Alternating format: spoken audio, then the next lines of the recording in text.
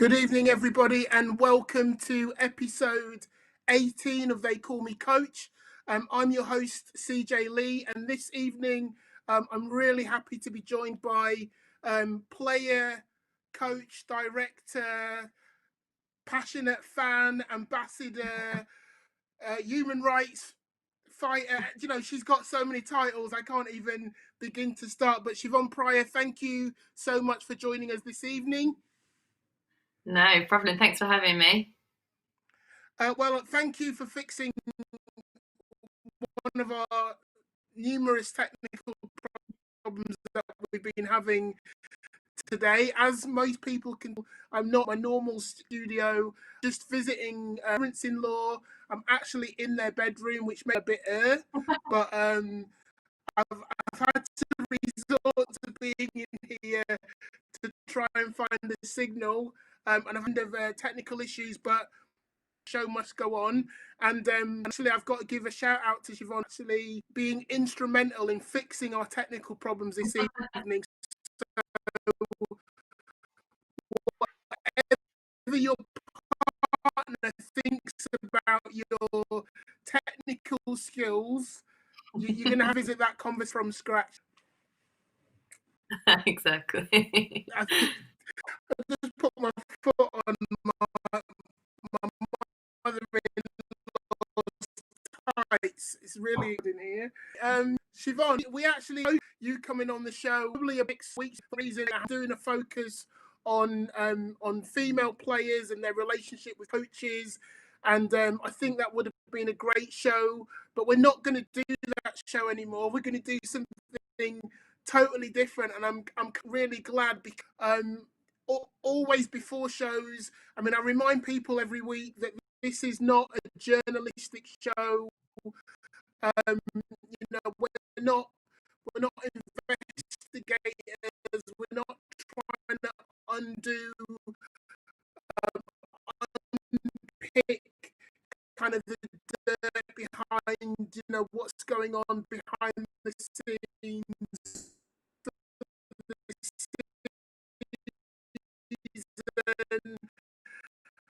And I can't think of a better person to ask because, you know, you're still playing. Am I right? You're still playing? You're going to play this season?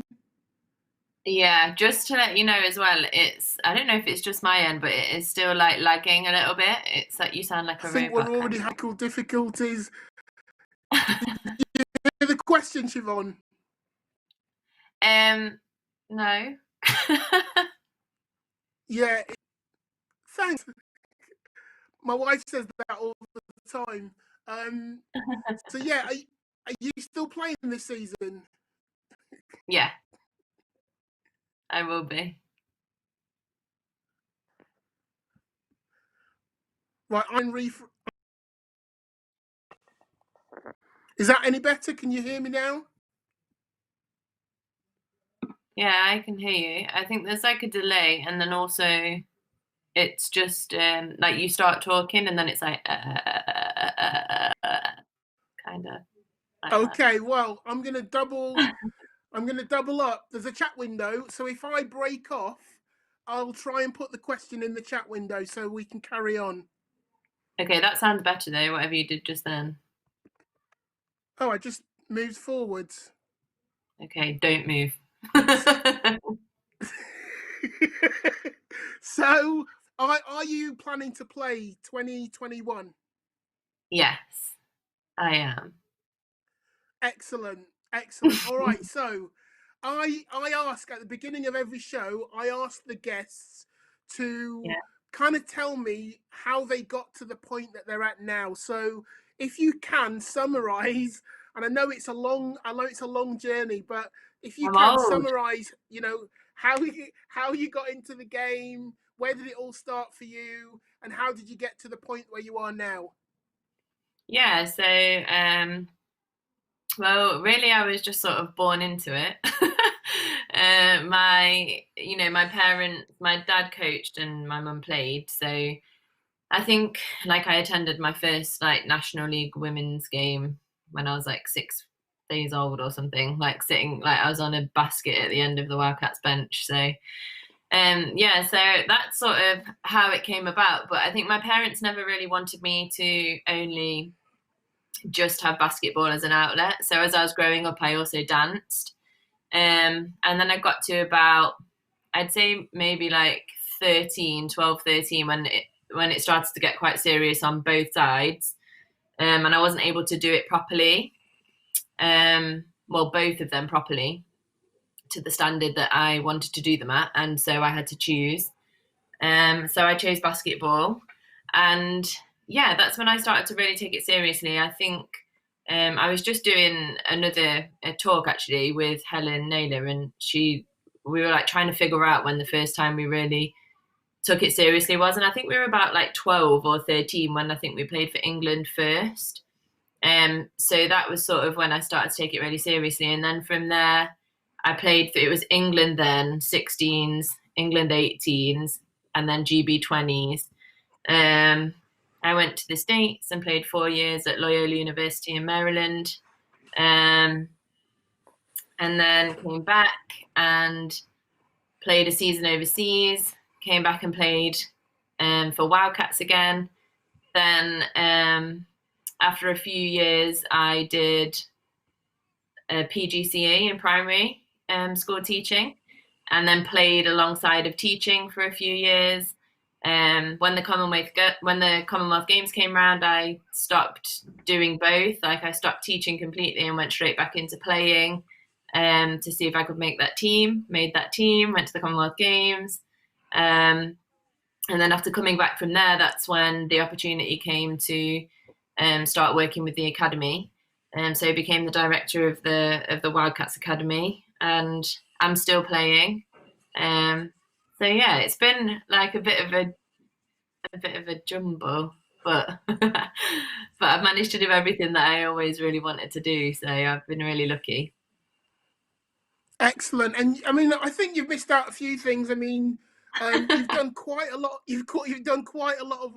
I mean, well, look, if I go back and think about the first time I met you, I'd probably heard about you before I actually met you. So I remember one summer, and I honestly don't remember what year this was, but one summer you'd come back from the States, and I don't think you'd finished. I think you just come back home from a summer, and you came. We were both coaching on the same basketball camp.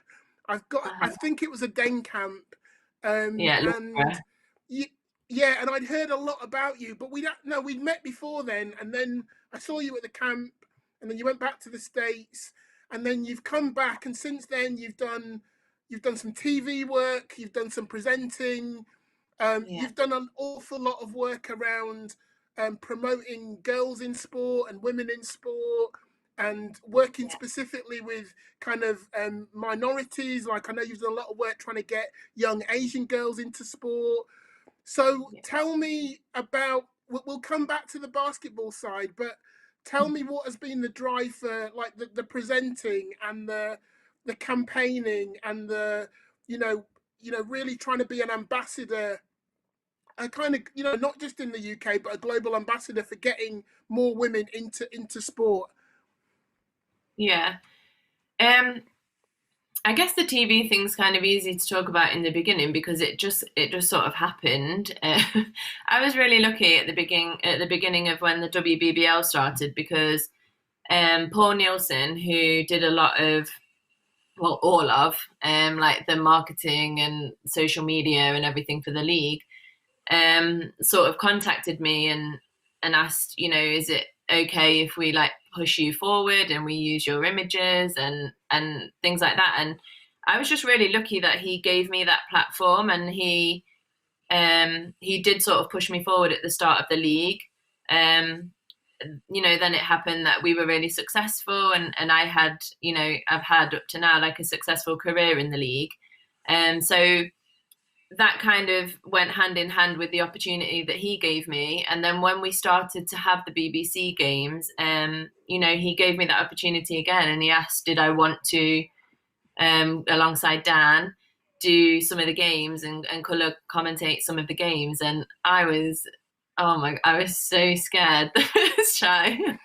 I feel like I maybe left like 5 or 10 second just blanks, like where I should have been talking, and then he would start talking and I'd talk over him, and I was like, oh my gosh, and I had like this massive pad full of notes, like I knew everything that I wanted to say and all these different players, and yeah, so it was a bit of a minefield to begin with, but like Dan's amazing, and it just really like helped me to, I get along with him anyway, so that really helps. But now I don't even really think about it. Now I don't get nervous at all. I just really enjoy it. But yeah, in the beginning it was sort of like, I kind of thought it was going to be a little bit easier as well, because I can sit and talk about basketball all day. I can sit and watch a game and like talk about it all the time, but you don't realize how much you think you're talking about the game a lot, but there's so many times when you don't speak. And obviously, like when you're commentating, you can't do that, because if you're not speaking, there's nothing there to listen to. So that was sort of like getting used to that was like, it was the difficult part. But yeah, no, I really love it now. I really enjoy it. So I grab sort of any chance I can at that. So yeah, that's how it's really thanks to Paul that I got into like the TV side of stuff. Also, like our local media are amazing. They're always up at the arena, like wanting interviews and stuff like that. So I got kind of used to that stuff. But I got used to that stuff in the States really when I was playing at college. We actually had some like media classes and how you answer certain questions. You know, like your typical one. You played really well today. You were like, 10 of 10 and scored 21, whatever, blah blah blah, and you have to answer, oh yeah, my teammates found me when I was open, and like all of those things that you learn in those classes. So they really helped me. But now it's just really sort of natural, and I like it, and I like the platform that it gives you to be able to just talk openly. The other part of your question was about, I guess, campaigning and like advocating. So I think I grew up in a household where I was always made aware of social issues from both mum and dad, but especially like dad's like a full-on feminist, like worse than I am. So he's proper girl dad. So yeah, I learned a lot like from a young age, not just with things with females, but just with like cultural diversity as well. I gave away a load of my old like kids books not long ago, and one of the first books that I had, and obviously at the time you don't really realize because it's just like normal life to you, but it was like a UNICEF book called Children from Around the World, and it was all about different like children and like what they had for dinner and what they wore and how they said hello, and so I just sort of grew up with all of that stuff. Like my dolls weren't always white. I had like different dolls with like different races, stuff like that. That I think I was lucky, like as a white person, to grow up with that. And then obviously basketball. It's just a no-brainer. It's just a beautiful thing, isn't it? That you're just surrounded by people that come from more different. Advocating always comes with understanding differences and people who are different to you. And I think it also comes with, and I think this is where it's come sort of more as I've got older, is that just understanding properly more of the landscape of different things like sport and politics, and there are some things that I'm less interested in, but like politics, for example. But I think it's important that I understand those things to a certain level to be able to speak out about the things that I think are important. So I think, like as I've got older, there's been like a level of knowledge that I've really wanted to like gain in order to speak up for the things that I want to speak up for.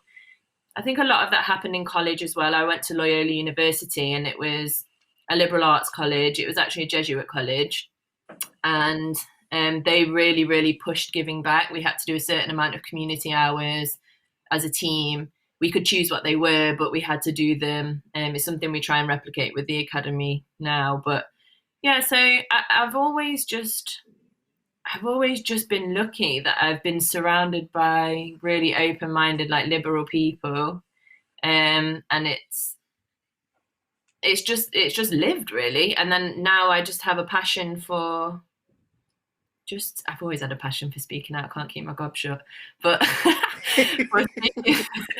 but you know, as I get older, I learn how to speak out in a more powerful way, and in a way that people, you know, want to listen, and yeah. Well, look, I think it's great that you have chosen to use that platform that you've been given, you know, as a presenter, as a GB international, formerly an England international, you know, somebody is obviously respected, kind of in your local community. Somebody, you were a teacher, you kind of, again, you brushed over that. We'll come back to that in a second. But not everybody chooses to use that platform. And I don't think it matters whether you're a good speaker. You are a good speaker, but like you say, that's not by accident either. That's by design. So I think it's brilliant that you continue to do that kind of work. And you know, we're in a time where social justice and kind of fighting for human rights is really kind of high profile.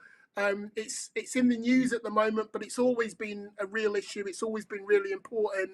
I'd be interested to hear, you know, as the director of a club, how are you guys using your kind of platform, your ability to communicate with, you know, a variety of different people within the community, but also like community leaders, you know, politicians, local media? How are you guys planning to use that platform over the next few months? Yeah, good question. I think, you know, like at a club level, I think, you know, first and foremost, you just have to start with yourself. One thing that I think is really important that we always push, and we push it from a young age with our kids, is you don't have to speak out about everything, but you have, I believe, you have, you know, like a social responsibility to lead in the way that you would want other people to be. And so, you know, from a young age, we do encourage our kids to speak out about things that are important to them. And if they have questions about how do they do that, what's the best way to phrase certain things, or it's always an open conversation. You know, like we have young boys at the academy. I will challenge some of the language that they use, and you have to challenge it in a way where it doesn't want to make people close the door and be frightened to say what they were going to say in the first place. But also just make them aware that, hey, you know, don't say that next time, maybe choose this. Or so I think, like, you know, it starts with us. And I think as well with social media, we do talk to them a lot about how they can use their social media positively. And I think I would like to think that we do, and I know Kenrick talks to like the WBBL team a lot about that too. And I think that's really important to me, especially, is that the people that are role models within the club, they have to realize that there are going to be young people that are going to be following them. And so what they do, the young people want to do. And, you know, there has been awkward conversations. You know, we have had to address certain things that I suppose, like, you know, maybe people personally might feel like it's okay for them to post, but as a club, you know, we feel like that's not who we want to be, and that's not who we want to show the younger generation of our club who we want to be. So I think just being part of our club comes with it just recognizing that you have a platform and you need to use that responsibly. You know, I think we're really lucky in Nottingham that we have really good links with local media. So Notts TV and also BBC, they're just brilliant in our area. Right after what happened to George Floyd, I was, you know, inundated with just messages from the BBC, because Jazz, one of our WBBL players, she was out and she was protesting, and she was amazing, just like using her voice, just really leading.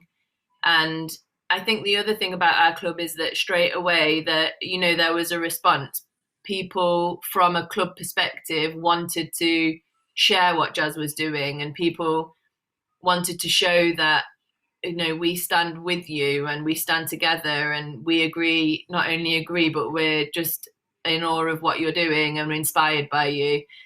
And, you know, straight away, not social media, the local media just got in touch, and we put them in touch with Jazz, and they're brilliant. Our local media, I really do have to say, and they continue to give us platforms to speak out, and they're really patient with us as well, because we do try and get the younger players involved, and that sometimes can be a little more frustrating for them, because they maybe have to do a few more takes than they would with like the older players. But they're brilliant and really patient, and and just really sort of hammer home the same message that we do, that we're here if you want to use us, and you have a platform, so you should use it and choose to use it. So I think moving forward, it's just for us, it's about continuing to have those conversations, continuing to have smaller conversations, larger conversations all the time. It has to just be part of everything that you do, and creating an environment where that's okay. I mean, I grew up with such a diverse like friendship group and through basketball, and that I was never afraid of asking a question or saying something wrong. And if I went about something in the wrong way, someone would tell me, and that's fine. But at least I learned, and I knew how to go about that the next time. So I think it's about creating safe environments where people are able to talk and to question and to ask questions. And yeah, moving forward, we will continue to do more stuff with the local media. Just really thankful for them, really. Awesome. Well, look, I want to go backwards a little bit, because over the years, I've been in basketball about 30 years ish. So obviously, I know your mum and your dad, and always grew up knowing that they were, you know, really determined people, really uncompromising at times. Didn't really care what anybody else was doing, but as a result of their kind of passion and love for the game, and their sacrifices, and you could probably talk about that kind of better than me.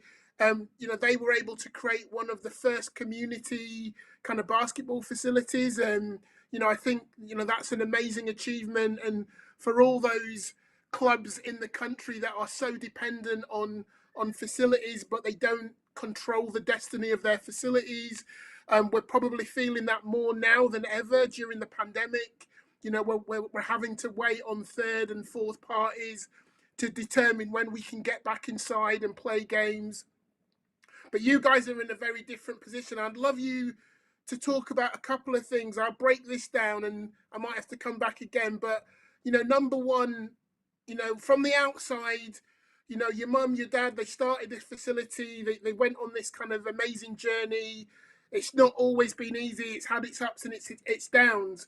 And now you're a director of that club, of the charity. And it would be easy for some people to say, well, she was always going to be there because her mum and dad were there. But I know that it's not that straightforward. So when there was an opportunity for you to become a director, just tell me a little bit about that process, because you weren't just given that. You competed, and you also had to give up another career in order to do that. Tell me a little bit about that transition. Yeah, it's it's a transition that's still happening. I think I've heard that phrase not just in relation to like becoming director at the academy, but just in everything that I've sort of always ever achieved. It's always sort of been, oh well, her mum and dad this and her mum and dad that. So it's funny, I was talking to Ella Clark about it the other week, and she was saying exactly the same thing. But look, I think the thing is, everybody has different advantages, right? So my partner at the minute, Aaron, he's reading this book called The Unfair Advantage, and it's about using that. So it could be that you were given all of these opportunities and you decide not to do anything with them.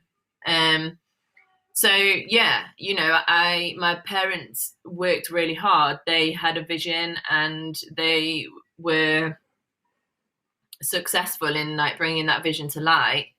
And it has given me the opportunity to be able to do the things that are important to me as well. And I guess, you know, like transitionally, it's definitely still happening. I am still playing. At university, I did theology and English literature. I didn't do sports management. You know, I didn't do any of that stuff. So, you know, now I'm taking the FIBA timeout course, and I'm just really making sure that I am learning more about the role that I am in. And I think the biggest thing is that you just, as an athlete transitioning out of being an athlete, you have to be patient with yourself, and you have to understand that maybe people's expectations around you are that because you maybe have achieved to such a high level on the court means that straight away when you start this new venture, this new job, that you're going to know just as much as you knew when you were playing. Well, playing took me 33 years. You know, it took me 33 years to get there. I'm in my coming into my third year of doing what I'm doing now. And, you know, I listen, and I don't listen to everyone. I listen to I listen to some people. Some people I'm better at listening to on the spot. Some people I'm better at going away after being stubborn and thinking, okay, yeah, and coming back to it. But, you know, I think I'm just learning to be patient with myself and be patient with people's expectations. And I think the one thing that my parents have taught me and what they've shown me is that I'm not frightened that I'm not going to succeed. I don't have a fear that I'm going to fail, because I know that I'm not going to, because I know that if I work hard enough and I'm passionate enough and I put the kids at the center of everything that I do, even if I make like a wrong call with my staff, even if I don't do something in the right way, as long as the kids are at the center of everything that I've done, there will be a good outcome, and I will learn the rest along the way. You know, and I've got no fear that I will do that. So it's just about, you know, just being patient with yourself, allowing yourself to feel insecure at times, and allowing yourself to not feel confident. It's just like playing, isn't it? When you're learning something new, you just have to be patient and be willing to like make mistakes, willing to like evaluate yourself, even when that's really difficult. And yeah, and willing to just move forward and try new ways and learn new things. So I'm really enjoying it. It's a really creative role, because, you know, the club before, I mean, has been just so successful, but is definitely sort of in a transition period now where it's becoming a lot more professional. We're getting more fully paid people that are working for us, and we're still heavily volunteer like based and reliant. Our volunteers are just amazing.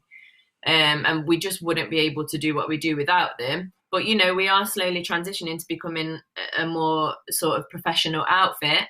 And with that come different systems and different processes. And I really enjoy that. Like this last month or so, putting all the processes and systems in place for COVID, it has been stressful, but actually, you know, it's been really enjoyable, because you get to sort of creative problem solve. You get to, you know, I've been like in over my head with spreadsheets over the last like month or so, and it was just, I've avoided them like the plague before. Loved a table on Word, and like I said to you before, my partner was like, please can you learn to use a spreadsheet, like this is, stop doing tables on Word. And so like this last month, I've just done it, and everything that I've done it using a spreadsheet, so that I'm just learning as I go. That's how I learn. So yeah, I'm just really enjoying it. And I think, you know, I don't really need to defend myself that you know, I got the position because of the profile that I, you know, managed to build up, because of the passion that I showed for the young people in Nottingham, because I am not going to stop until it is, you know, the most successful academy in the country. And that's my goal. And I genuinely believe that I'm the right person to make that happen, because I'm not going to go anywhere until it does. Excellent. Well, look, I'm not going to argue with you. And actually, if anything, you know, I work for a community club here on the south coast. I'm not actually on the south coast today, but and I know that we could definitely learn things from kind of your experience, your history, and some of the new things that you're doing, some of the new challenges that you're faced with. And it's a little bit bizarre. It's accidental that we actually spoke to Kenrick last week, Yeah. and when you spoke to when we agreed that you were going to come on the show this week, I knew I had to ask this question. So, what is Okay. it like when you're the boss and you play for one of your staff, and you've said that you can be stubborn and you don't always Yeah. listen to people the first time. So Yeah. what is that dynamic? What has that dynamic been like, and how is that evolving? Yeah. It's hard. Like it's not. I think like Kenrick and I are quite similar in lots of ways. We have like strong beliefs, and I think we're not like frightened to voice them. We've literally just spoke. I think it was like yesterday about. I think like we do move forward and we do create lots of positive change, but it often comes from conflict, and that's okay, and neither of us are frightened of that, but that can't always be the case, and there has to be a balance and a way of doing things. Um so I don't really think about the playing and the coaching thing, because I think that's just, do you know what, if I'm honest, I thought that was probably going to be like the hardest part about it from my perspective, but I haven't really found that, because I think like playing for me now is just sort of a release. It's just like an outlet. So I've not really noticed anything at all, if I'm honest, in like that capacity. Um, but yeah, it's more, I guess, just like working alongside each other. But I don't really think that's because, like, I guess like I'm his like boss in one scenario and he's my boss in like another scenario. I think it's just because everything's new to all of us, and we're working through things together. I think one thing that is really important that we're able to do is just talk about the things that we're not happy with, and I like that. I think that's really important, um because I think if you're not able to do that, and you're not able to challenge, I just don't think things grow. um and it's just about us making sure that it's the right balance of challenge, the right balance of just moving forward when we need to move forward. And so far, I mean, we've made massive strides at the academy from where we started. So I would like to say I think it's working, if I'm honest. Well, look, Kenrick told me it's working as well. So Yeah. clearly, that open style of communication is serving you both well, and serving the club well. And I know that from that conversation with Kenrick, he also echoed this idea that the kids are at the center of everything you do and all the decisions that you Yeah. make.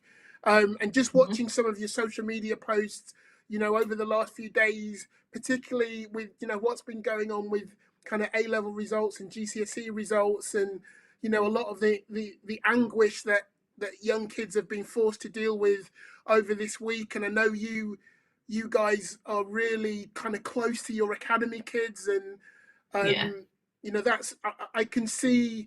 It's interesting when you can see that through other people's social media, and I'm not close to what's going on in Nottingham at all. I don't have any spies there anymore, which is a shame. Um, but it's really nice to see kind of you guys, really caring about your kids, and I don't say that in a glib way, because obviously anybody who's involved in UK basketball, none of us are in it for the money. We're all in it because we're passionate about the sport. We're passionate about the people and the communities that we work with.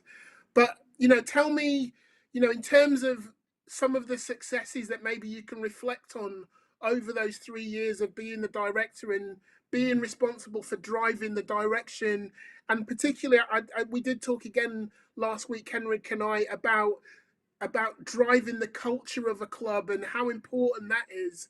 Can you reflect on any things that you feel that you've tried to really push and really kind of spearhead as a leader in the club around culture? Yeah, sure. Look, I think there's two things that I sort of really felt were important to lead with, and I think again, like for most things for me, it just came from personal experience. Was that growing up, basketball sort of was it for me. I wanted to go to the States. I wanted to play professionally. Every decision that I made, every choice was based around that. And yes, it got me to where I wanted to get to. But it left me with not really having other passions outside of that for a while, until I sort of went to university and I figured out what was important to me. So I think one of the really important things that I really wanted to push at the academy was that kids find themselves outside of basketball, and they start to think about what's important to them, and that basketball isn't the center of everything that gives them worth.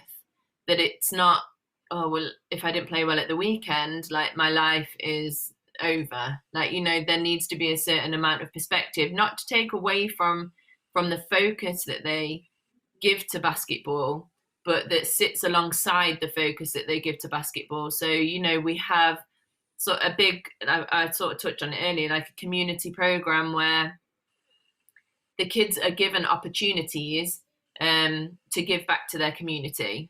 So it's not mandatory, it's, by choice. But we will put on events for them to get involved with, so for example, we've done with the girls, we joined up with BE and Junior NBA and all girls, and we did an East Midlands Junior NBA event just for the girls, and we had over 100 girls come, and the academy kids, they organized the day, they coached, they did everything. They learned sort of how to put that event together, they learned how to coach, they learned not just how to coach like technique, but how to like coach love for the game, and how to get girls to feel confident about being sweaty and being aggressive, and that being okay. And we do stuff like that all the time. So we did a Special Olympics as well, tournament. We've done stuff with transplant sport kids that have had transplants and they want to try basketball. We try to put on, like a variety of events. Next year, we're going to do like a reading stars with the primary school, where they go and they sit and they read.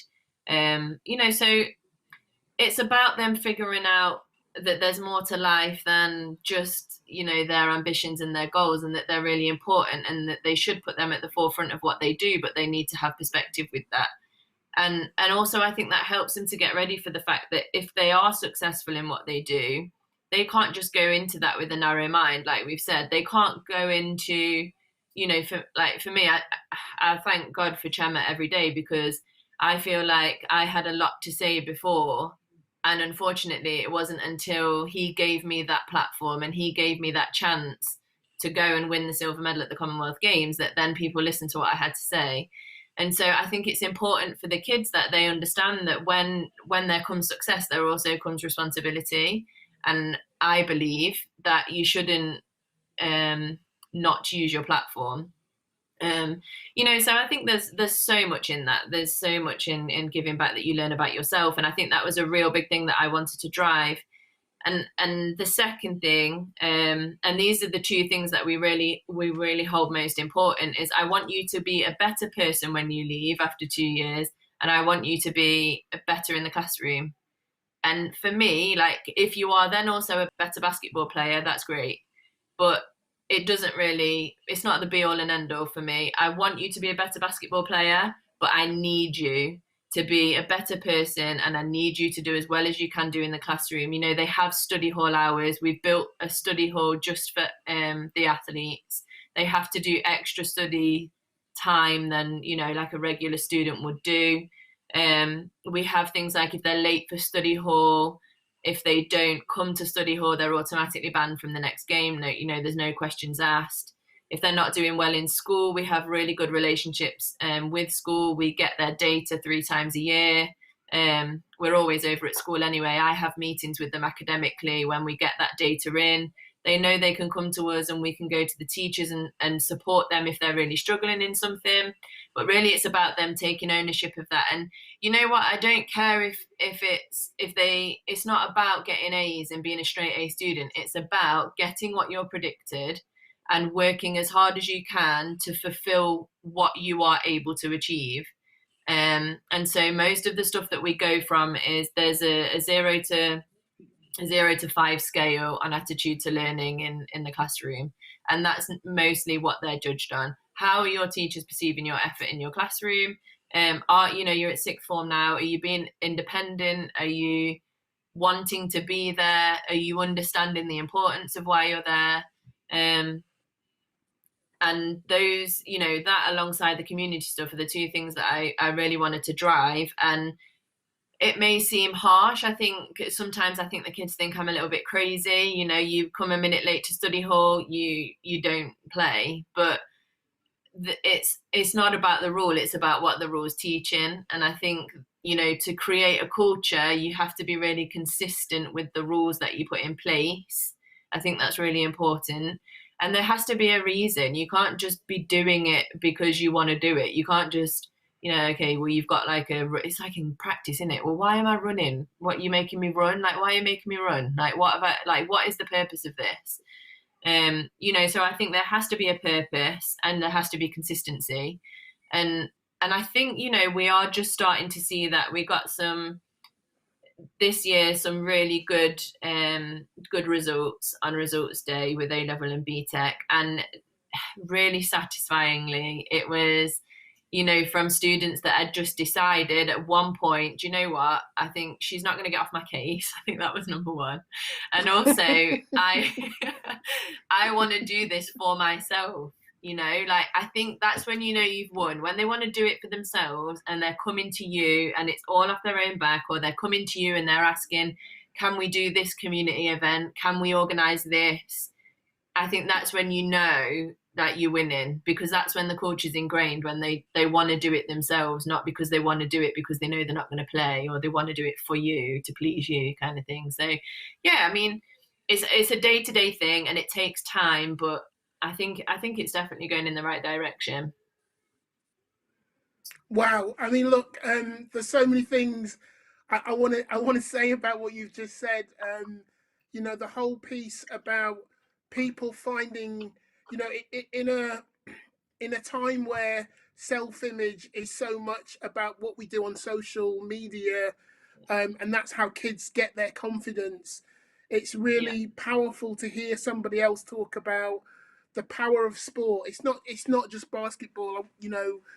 We know our sport is amazing, and I would promote it to anyone. But what sport can give you is perspective, and it's about understanding the kind of person you can be. I think one of the unique things about basketball is that if you do want to be good, if you do want to be great, the likelihood is that you're going to have to go through an academic and athletic process, and that gives us a unique opportunity to really get kids to understand that if you want the big dream, you're going to have to be a good student. You're going to have to be a good human being. You've got to be coachable.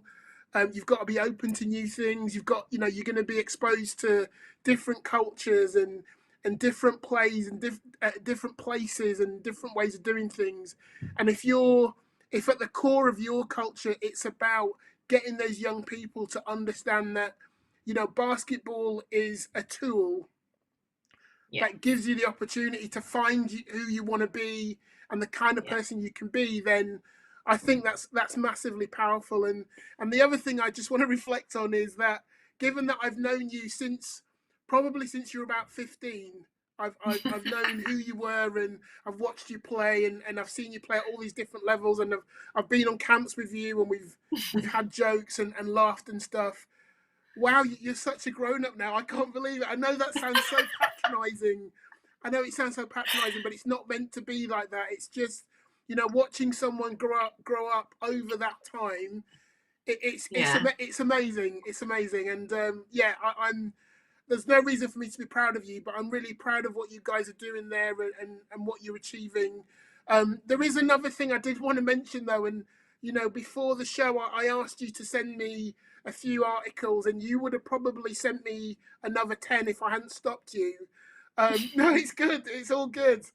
But I was listening to a podcast that you did a couple of years ago, and if anyone who follows me on social media will see a post on my story that talks about your dad encouraging you to eat your vegetables because that's what other national team players do, and that's when you were very, very young. So whilst you talk about trying to help these young people understand that basketball isn't everything, just tell me a little bit about what do you do with the kids that you believe might have it and need to start being serious about it, and how early does that start for the kids in your club? Yeah. It is a tricky one. There's so much research. Sorry, I've got like a hair in front of my face. Okay. There's so much, research out there now, especially for young people, about not specializing in one sport too soon. And I completely sort of agree with that. I think with mini ballers, so we have mini ballers, which is from like year 1 all the way to year 7. And I think possibly in the past, we might have asked kids to specialize too soon. So if things clashed, it was sort of like, well, if you want to play basketball, like, make sure you come here and stuff. And I think when they're that young, they have to just have the freedom, and they have to have the ability to choose and to play different sports, and for their bodies to learn how to move in different ways and learn different skills and things like that. I would say for us, it depends on the kid. It really does depend on the kid. I think one thing that I've really learned is that you can't push someone to do something that they don't want to do. So it doesn't matter how much you feel like they've got talent and how much where their ceiling is and where they can go. It doesn't matter if they don't want to do it for themselves. So it's about, I think, supporting them to understand the level that they can get to. And I think they really have to make that choice themselves, because there's no point. I've done it with players. I've wanted more for players than they've wanted for themselves, and it doesn't work. It doesn't mean that we take a step back and we don't support them as much. It doesn't mean we don't push them as much, but it does mean that you can't jump in 100% and just do what you want them to do. And they have to buy in, and they have to buy in for themselves, not for you. So I think the academy has really helped give us an outlet that is the closest thing that you will find to student athlete life in America, which is where a lot of our players want to go. It's not where we push all of our players. It is, if they say that that's where they want to go, that's what we explore with them. But it is, an everyday thing. It's the closest thing to being an athlete, a proper athlete at that age, that we offer at the club. So once they've come through like National League, that's open to them. And I suppose that's really where they make their choice of, right, I really want to take this seriously. And they make sacrifices. They make big sacrifices at that age, to come to school every day, to be tired every morning, to go to class, then to have to go to workouts, to have to go to study hall. That's the biggest change and transition for them.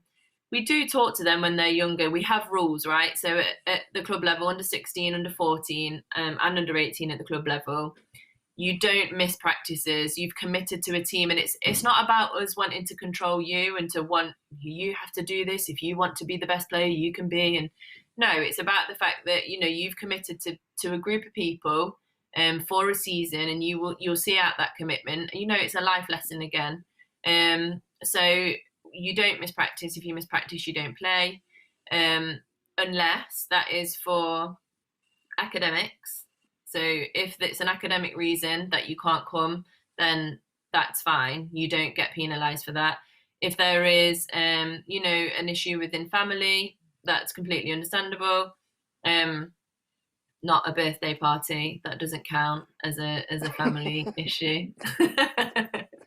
Yeah, so school and basketball, and then health. Your health, your mental and physical health has to come first. But other than that, you do have to show commitment, because I genuinely don't think it matters how good you can be. You should still, even if the highest level that you can play at is under 16 Premier Division, you should give everything that you can to be the best that you can be. And you can still have elite behaviors and not reach an elite level, because that'll set you up for being elite in life at whatever you do. So I think we can teach those life lessons. And I think that's why they're with us, to teach them about commitment and what it looks like to be successful in life. But yeah, again, like I said, it has to be, they have to want to do it. There's no point in us, going on at them and on at them. Do you want to do an extra individual? Do you want to come here? Do you want to do this? Like, no, you come and ask me, coach, can I come and, shoot extra? Can I do this? Can I do individuals? And is it all right? We have Aaron now as well with, from a medical perspective. So we have got to a stage now where we've got kids at the academy asking him, is it all right if I, do an extra individual? Like, can you look at my loading? Is that going to be a good thing for me or a bad thing for me? So yeah, it's about when they're ready, and first and foremost, it's just about teaching them like life skills, but using basketball really for me. Excellent. Well, look, I want to thank you so much for joining us. I mean, there's so many other things that we could have talked about. We haven't really talked about kind of WBBL and where your club's going. Where you we're just going to win everything. That's easy. Oh, okay, that's fine. Well, that was quick. Yeah, and look, I know it would be remiss for me not to kind of acknowledge that you've had a really tough year. My condolences. I know how difficult that's been, and equally, like with the pandemic, we've all been locked down, and we're all desperate to get back out and see people and hug people, and we still can't do that yet, and that's incredibly tough. And again, I do follow you on social media, and I know it's it's a transition, isn't it? Being kind of locked down and being kind of isolated, and then suddenly having to work out what you can do and where you can go. And I know you've talked in the past, and I know you'll continue to talk about the importance of mental health. And it's great to just see you championing so many important causes and issues, and not just basketball. And listening to you talk tonight about your club and about the culture that you're trying to kind of establish there, and the things that you're working with your kids and your coaches to be the most important things, kind of above and beyond just, I mean, we haven't talked about winning. Well, we just, WBBL aside, we haven't really talked about winning being the most important thing. And recognizing all the things that basketball can give. It sounds like you guys are doing a phenomenal job, and like I say, we could definitely learn some things for you. So I hope that you'll invite me to come and have a look at what you're doing. And anytime. Like over the course of the year, maybe we can do another interview, like face to face, and talk a little bit more about some of the kind of awesome work that you guys are doing. And I wish you, as a player, I wish you a very healthy and successful season. You're obviously still killing it. I don't know how many more GB, campaigns you can do, but I wouldn't ever bet against you. So yeah, thank you so much for joining us, Siobhán. I really appreciate you and really respect the work that you're doing.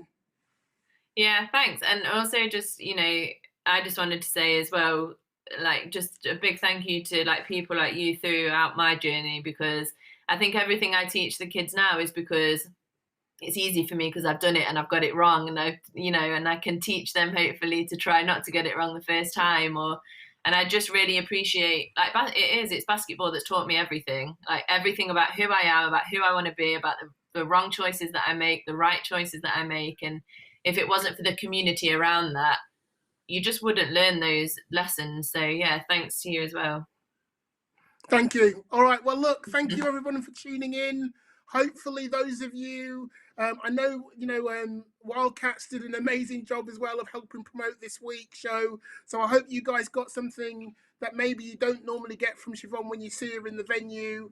And for everybody else, thank you very much for tuning in. As usual, you can always catch up. So if you missed it live, you can always catch up on YouTube and Facebook, on the Upstreamedia network. You can also check out other videos on my YouTube channel. Like, subscribe, do all the things you're supposed to do in the social media world, and have a great week. Thank you all for tuning in, and good night.